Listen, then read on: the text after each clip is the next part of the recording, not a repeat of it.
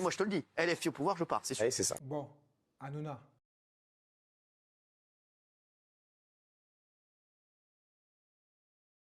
Bon, hein, on va arrêter les blagues. Donc, vous avez perdu. Quand on a perdu, on tient parole. Euh, il est temps de quitter la France. Donc, d'ailleurs, on va faire simple, hein, ne te tracasse pas, je me charge de tout.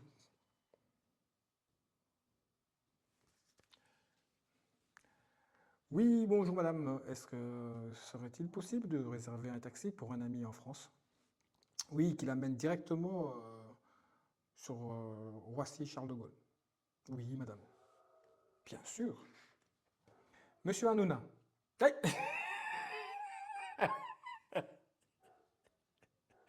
On m'a raccroché au nez. Ah, bonjour les amis, où que tu sois dans le monde, mes amis, je te souhaite un grand bonjour. Bon, il est temps de tenir parole, hein. J'espère que, monsieur Hanouna, vous êtes un homme de parole. J'espère que quand vous dites quelque chose, vous faites tout pour accomplir vos dires.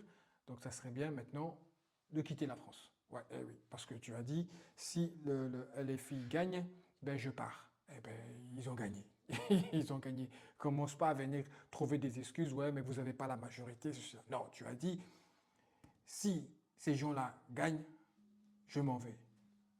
Donc maintenant, voilà, j'ai essayé d'appeler un Uber Marrakochéanais parce que je voulais garder ton standing, hein, rester, pas t'appeler un bête taxi de chevaux, quoi. Je voulais te prendre une Merco classe E, tu vois, ou classe S, pour que tu puisses aller à Roissy Charles de Gaulle.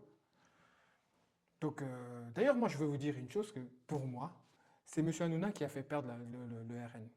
Le Rassemblement national a perdu à cause de M. Hanouna.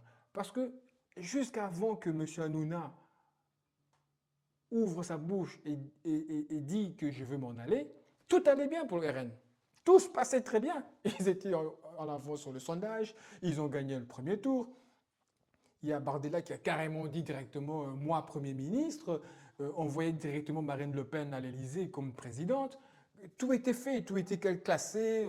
Macron allait démissionner. Le fait que Bardella soit Premier ministre, automatiquement les gens disaient que Le Pen allait être présidente. Tout était fait. Et puis il y a eu M. Hanouna. M. Hanouna qui a dit non, moi si la gauche gagne, ben, je m'en vais.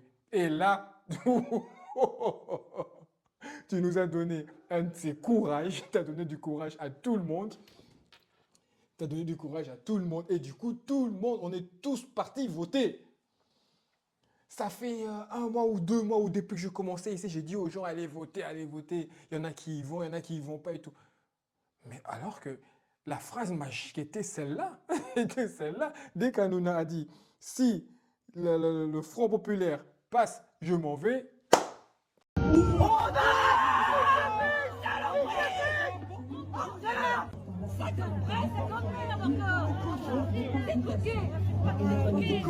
Yallah. On a tous été votés. Tout ça pour qu'il s'en aille. Donc maintenant, cher monsieur, il est temps. Voilà. Ne te tracasse pas pour le billet d'avion. Je vais essayer par là ma communauté de cotiser pour te payer un billet d'avion où tu veux, hein, où tu veux. Tunisie, Tahiti, Espagne. Voilà. Pas trop loin quand même, quoi, parce que on n'est pas très riche. Donc tout ce que tu as à faire, toi, c'est juste prendre tes valises. Taxi, billet d'avion, on paye. Mais qu'est-ce qui lui a appris de dire ça? En tout cas, moi, j'ai confiance en lui. Hein. Moi, je suis sûr que c'est un homme de parole. Je suis sûr qu'il va tenir parole. Et voilà. Donc, s'il peut prendre tous ces intellos de TPMP, ça nous ferait des vacances. Donc voilà, pour tous ceux qui doutaient du basculement de TPMP et de Hanouna, eh bien voilà, aujourd'hui, on en a la preuve. Et non seulement dans TPMP, il a tout fait pour que le RN passe, et puis on lui a donné Europe 1 pendant 2 semaines, juste la période des élections, pour pousser encore pour que le RN passe. Mais vous avez oublié une chose, que les patrons, les vrais patrons, ce sont les Français. La première chose qu'il faut enterrer avant de penser à autre chose, c'est enterrer les espoirs du peuple arabe sur notre terre de construire un État chez nous, dans notre maison. Et plus on a de territoire et moins on donne d'espoir à l'État palestinien d'être créé un jour. Entendre ce genre de propos, c'est vraiment incroyable. En fait, c'est même pas incroyable. Je vais vous dire, c'est même pas. Ce qui était incroyable, au fait, c'est d'entendre ça en France, dans des médias français. Pour moi, c'est ce qui me paraît vraiment incroyable. De toute façon, étant donné que l'Occident a fait du mal au peuple juif, aujourd'hui, demain et ad vitam aeternam, ils soutiennent Netanyahou. Mais ce soutien, est-ce de la culpabilité ou de la haine envers l'autre? L'autre, on sait très bien de qui on parle. Je reviens sur ce que je disais par rapport à ces propos. Ça ne m'étonne pas. Pourquoi ça ne m'étonne pas? Parce qu'au fait, on le sait très bien, on ne va pas se mentir, que tout l'Occident le pense. Sauf qu'ils ne le disent pas. Ils ne peuvent pas le dire. Parce que s'il le dit dans les mêmes termes que le gars, ça sera de l'islamophobie, ça sera du racisme, enfin tout ce que vous voulez. Donc ils ne peuvent pas le dire, mais nous savons pertinemment que tout l'Occident le pense. C'est juste que ce mec, il le dit tout haut. C'est n'est que ça. Je ne l'en veux même pas, moi, ce type. Il me fait pitié. C'est un pauvre type, franchement. Il me fait pitié.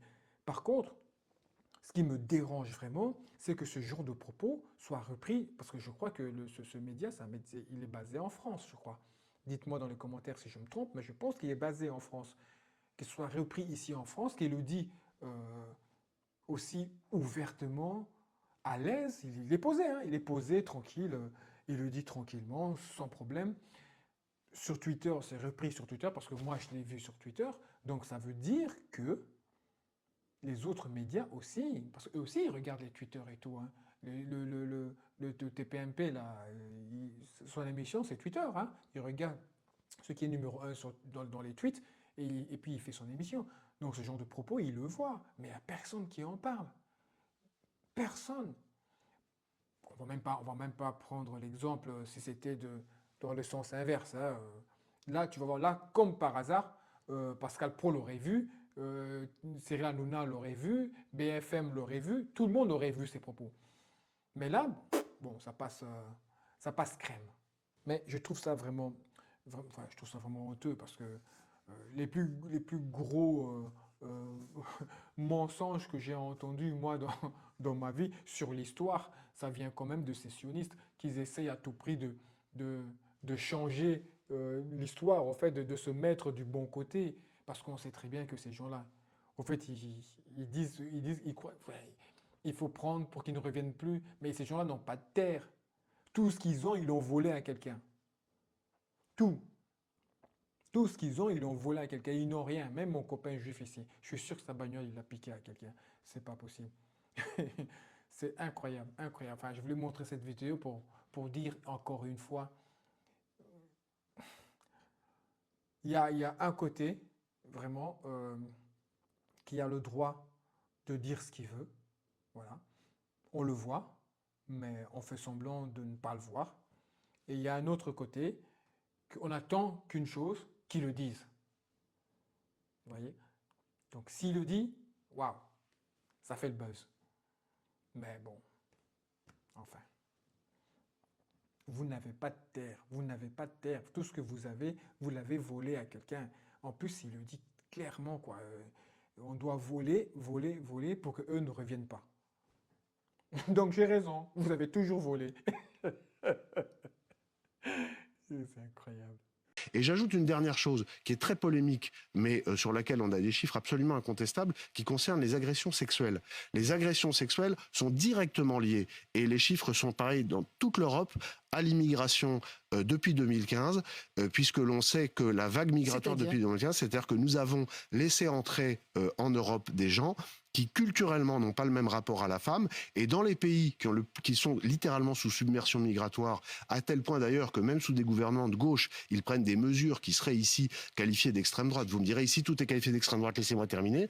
Eh bien, on est obligé, et en France on le commence, à faire des pictogrammes avec des images que l'on donne aux étrangers qui arrivent de pays où la culture est complètement différente, pour leur montrer qu'en France, on ne touche pas les femmes, et notamment leurs parties génitales, etc.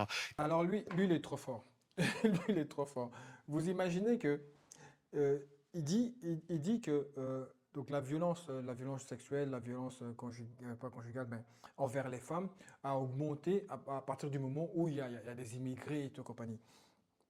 Mais plusieurs fois, hein, ça a été démontré à plusieurs fois que la violence envers les femmes, c'est souvent les ex, les conjoints, la famille, enfin, que ça se passe souvent dans un cadre de personnes qui se connaissent.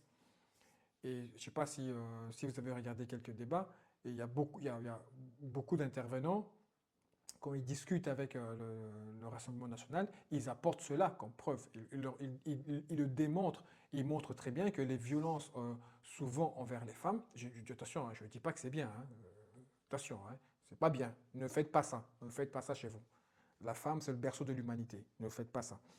Donc ils disent que la violence envers les femmes, c'est souvent par leurs conjoints, par leurs ex, enfin, toujours un membre du cercle privé qui se connaissent et tout. Et c'est là, en fait, qu'il y a le plus.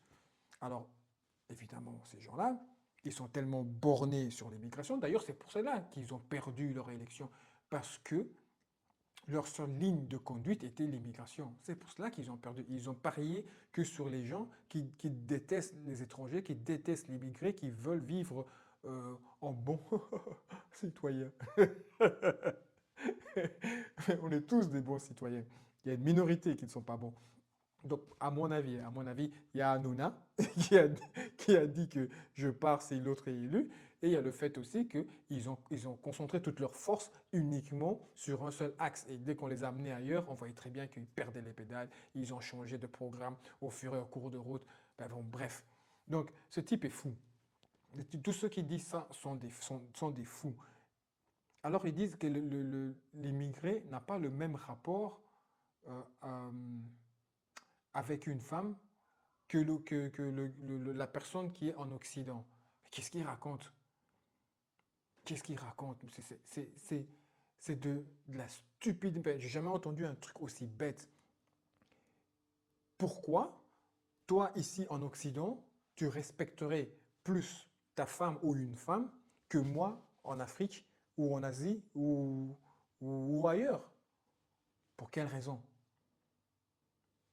Nous respectons autant nos mamans, nos femmes, nos sœurs, nos voisines et toute compagnie, de la même manière dont ici, nous respectons aussi le voisin, la voisine, ma copine.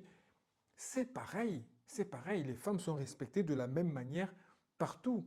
Alors quand il dit, mais ils traitent les femmes différemment de nous. On a fait des pictogrammes, donc ils ont fait des pictogrammes pour montrer aux immigrés une femme qu'il ne faut pas la toucher. Je ne sais même pas comment qualifier cela. Franchement, on a fait quoi? Un bond en arrière de 4 siècles? Je ne sais pas. Ils ont fait des pictogrammes pour montrer aux immigrés les parties du corps d'une femme à laquelle il ne faut pas toucher. Vous pensez vraiment que cet immigré-là, chez lui d'où il vient, Ouzbékistan, Congo, Algérie, je ne sais pas moi, Roumanie, vous pensez que cette personne ne sait pas qu'il ne faut pas toucher à une femme? Enfin, c'est du délire. C'est du délire. Comment ces personnes arrivent à se persuader que l'immigré, quand il vient ici, pour lui, je fais une synthèse, hein. Donc pour l'immigré, ici, la femme, c'est quoi? C'est un bout de viande. En gros, ce qu'il veut dire par là, quoi. Il traite l'immigré d'un culte. Donc la personne qui arrive et une femme, c'est un bout de viande qui peut faire ce qu'il veut. Mais mec, viens en Afrique, viens voir en Afrique qui est la patronne. Rentre dans une baraque en Afrique et tu verras bien qui est la patronne à la maison. Tu vas voir si le gros papa, là, avec son gros ventre, s'il la ramène à la maison. Mais va au Maroc, va au Congo, va en Chine, va au Chili, je ne sais pas, va n'importe où. Est-ce que tu crois que ces femmes-là, dans la rue, sont agressées, violées? Non, non. Pourquoi on ne fait pas ça chez nous? Et pourquoi je viendrais ici en France, en Belgique ou n'importe où? Pourquoi je viendrais faire ça ici? Quelle est la différence d'une femme belge, française, allemande et une femme congolaise, égyptienne, marocaine, tunisienne? Quelle est la différence? Ce sont des femmes. Le même respect que je donne à mes sœurs, c'est le même respect que je donne à ma voisine que je vois dehors. Sauf la sioniste. Là. Sauf la sioniste. Non, je rigole. Enfin, alors moi, ce qui m'a tué, c'est quand il a dit on a même fait des pictogrammes pour montrer aux immigrés les parties de corps d'une femme qu'il ne faut pas toucher. Des illettrés, quoi. Des illettrés. Voilà. Voilà, les amis. Dernière vidéo. Regardez cette vidéo. Vous savez, Jean Messia, il parle avec toute la verve d'un Français d'origine étrangère et égyptienne en l'occurrence, qui a fait. Non, c'est pas un prétexte parce que c'est ainsi qu'il le vit, comme un homme qui en l'occurrence a fait un véritable effort.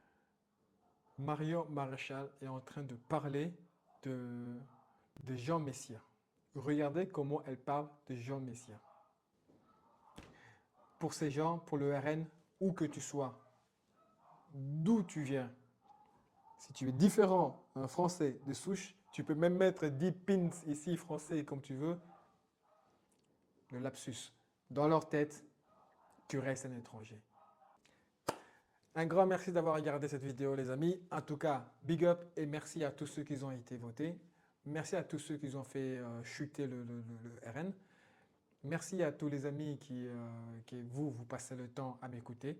Je vous remercie infiniment. Merci à tous ceux qui laissent des commentaires. Merci à tous ceux qui mettent des j'aime.